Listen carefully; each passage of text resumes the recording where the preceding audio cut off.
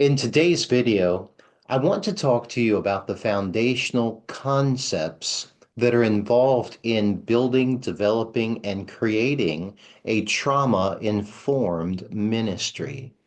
That your ministry would be a healing ministry, a helping ministry, a ministry of compassion and support, a safe place to reach those who are hurting, for those that need the help and the heart of Christ. And so, God bless you as we begin our journey in discussing trauma informed care. The first concept that I want to bring to your attention is simply understanding trauma, to have an awareness, to have an educated, informed understanding about what trauma is and how it impacts and affects the people that we serve.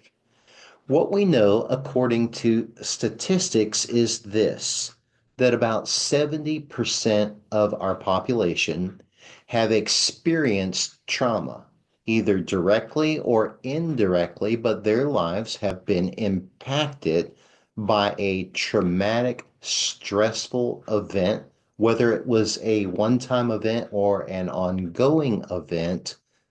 There are 7 out of 10 individuals in your congregation, in your community, in your ministry that have an untold story, many of them.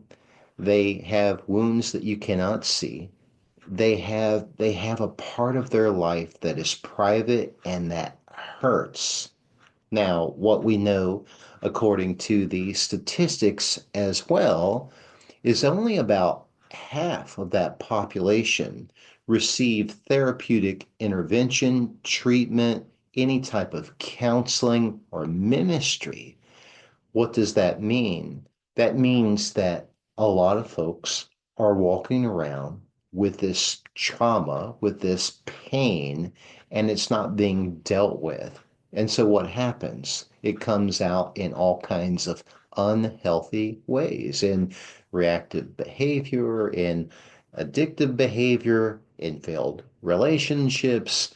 The story goes on and on. And so, as we are ministering to individuals, a big component, a foundational concept is to have an awareness and to understand trauma and the impacts of trauma in individuals' lives. Another concept that I want to introduce you to is simply this idea of providing and building, developing a safe space. Creating safe spaces for individuals who hurt is essential. I think it's easily done in a counseling setting. You can create a place that is non-judgmental. You can create a safe space to talk, to discuss. But what you will find with many individuals who have experienced traumatic events in their life that deal with this secret silent pain, they will appear to you to be very guarded, to be very protected. And many times ministers don't seemingly understand why a person did not want to stand up and introduce themselves, or why they feel that low lights and loud music are not the place for them. It's not that you've done anything wrong. It's just that a traumatized person may have a lot of guards up. That doesn't mean that you can't minister to them, nor does it mean that you have to become all things to all people. And so, for some individuals, they may have to onboard into your ministry a bit slower, and maybe that's within a small group, or maybe they start out volunteering or serving. And once an individual feels that the place is safe, then they can adapt and assimilate into the ministry as a whole, and you'll find a great progression happening with a lot of individuals. But to understand this gives you the potential to reach more individuals. Let me share with you a tremendous quote I think that's helpful in this area. Understanding trauma and that we each respond to it differently will help us be supportive and non-judgmental toward each other. And so we want to have an understanding, we want to have a compassion, and we want to have a trauma-informed approach to working with the communities that we serve because our communities are diverse and the experiences of the people that we encounter are diverse. And so, what am I saying? Lead the church the way that God has led you to minister. Be true to yourself, be true to your scriptural foundation, but also have an understanding that there are others in your community and in settings that you will find yourself in where you're ministering that those folks may need if they've experienced trauma, if they seem very guarded or protected, they may need a slower onboarding process into the ministry. And so God bless you as you're working with people. Working with people can be challenging, but working with people becomes a lot easier once you're sensitive to their needs and realize that many times the protected, guarded behavior really is a shell, it's a defense because they're carrying something beneath the surface and inside them. And in your ministry, that gives you a starting place to help a lot of people. Another concept is simply to educate church leaders. I feel that that is such a part of my own personal mission and heartbeat is to share with pastors and church leaders the great need and yes, indeed, opportunity to work with others who are hurting. Because I'll tell you this, Christians are not immune to anxiety, to depression, to any number of mental health diagnoses. And I think it's been probably very helpful that in recent years that a lot of well-known pastors and influencers have shared their own personal journey of mental wellness and how God has delivered them from such things as trauma and anxiety, depression, all of the things that go with that. And so I think we live in a great time of opportunity because the stigma and the mysticism has been removed from mental health. And we're looking at the whole person now, body, soul, and spirit. And so we're able to minister in this really wonderful time where we can talk about mental health issues, and we can really reach a number of people with the gospel of Christ, and we can help them find their own deliverance and their own pathway through the pain and to a place of healing. And so, educating church leaders with regards to our mental health and how that integrates with our spiritual walk is so important. It's a foundational concept in developing a trauma-informed ministry. The next foundational concept that I want to share with you is simply to embrace the ministry of presence. By that, I mean being fully present when you're ministering with individuals, when you're talking with them, when you're praying with them, to listen closely, to actively listen, to be fully engaged and in the moment. If you're not fully there, if you're not fully present with someone who is hurting, they will recognize that. They will shut down. They will build walls, and you will lose that person.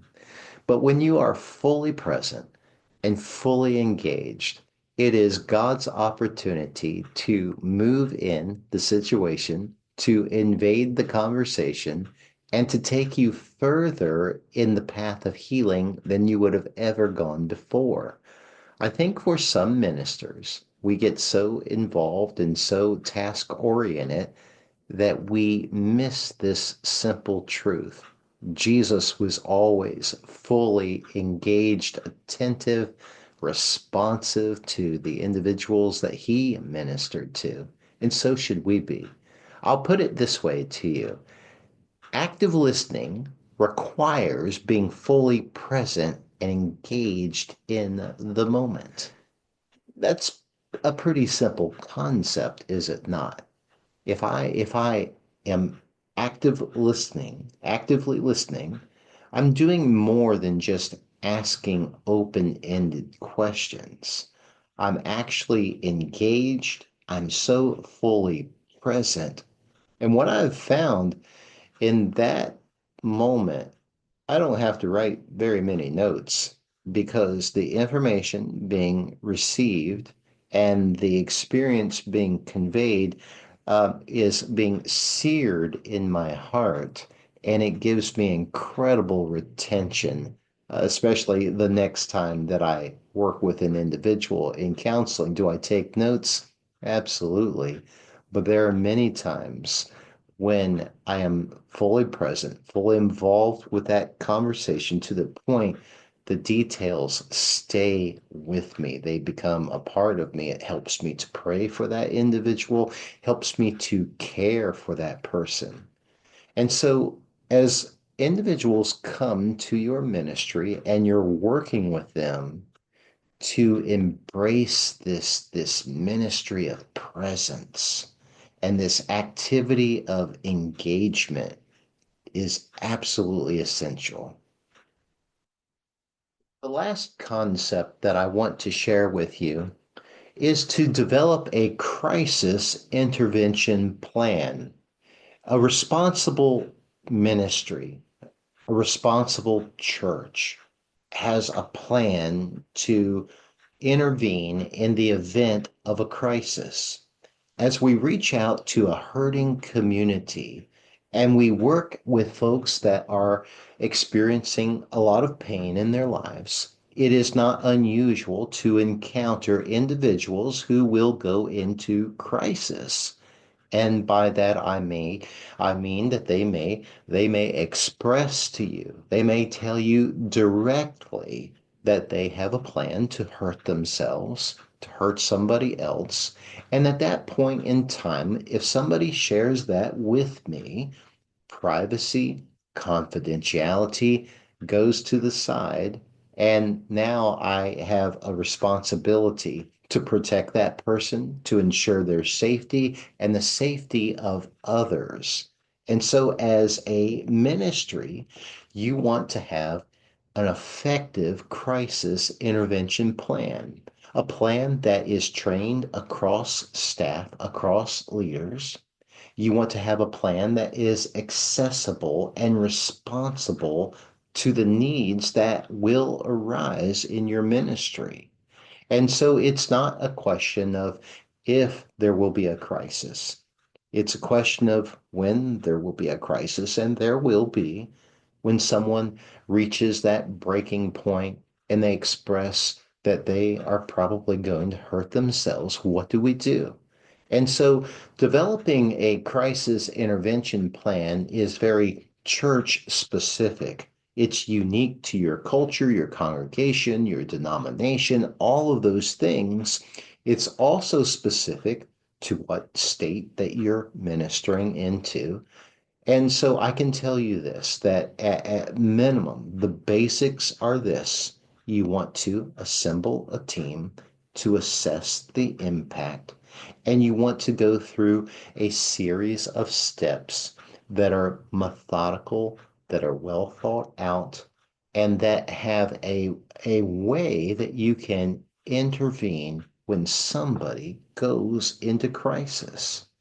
And so this course is designed to bring awareness, to help you to develop a ministry that is trauma informed, that you're compassionate, caring, and responsible in working with the community and with your congregation and the many lives that you come in contact with, that you can help them on their path of healing, and you can do so knowing that, we've educated ourselves, we've equipped ourselves, and we're responsible now as Christ servants to serve not only God's kingdom, but the families, the needs within the kingdom.